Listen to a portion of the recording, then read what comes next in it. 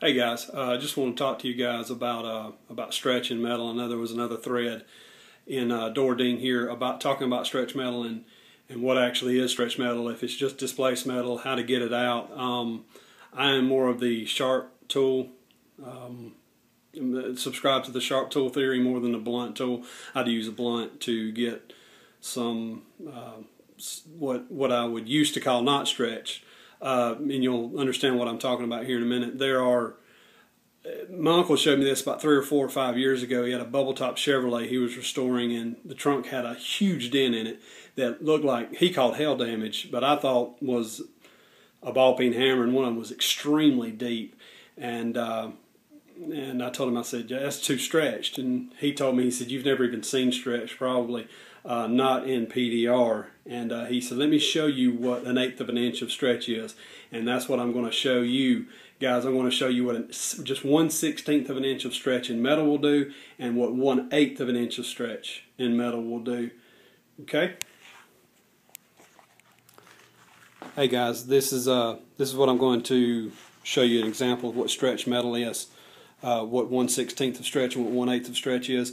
This is just a piece of sheet metal that I cut out of a fender.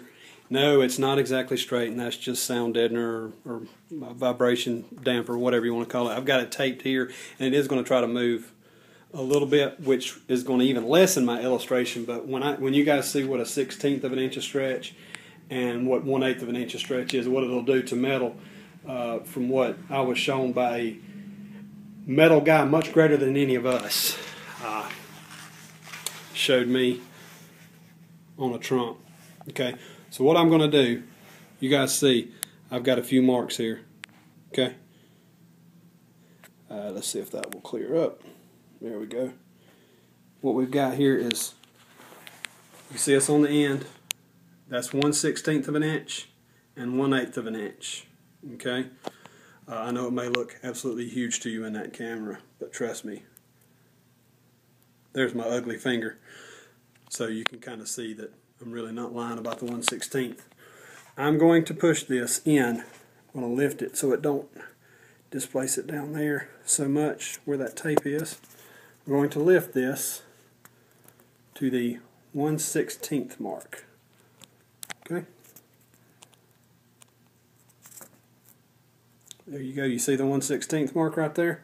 I'm going to hold it on there. Okay. And look at what it does to that piece of metal. It bows it so high all the way down, and that's 1/16 inch of stretch. That's all that is. It's 1/16 inch of stretch, and that thing is jacked up close to an inch, I would guess, right there. Close to an inch. You take 1/8 of an inch of stretch, so we're going to push this in. Oops, let it go on the end down there. Go to 1/8 of an inch of stretch. Look at that. That's 1.5 inches, 1 3/4 inches, I would guess. Let's see if we can actually get it measured there. Oh, shoot. Anyway, you guys, you get the idea. That's what 1/8 of an inch of stretch will do over a 24-inch span. Okay? That's a lot. A whole lot of stretch.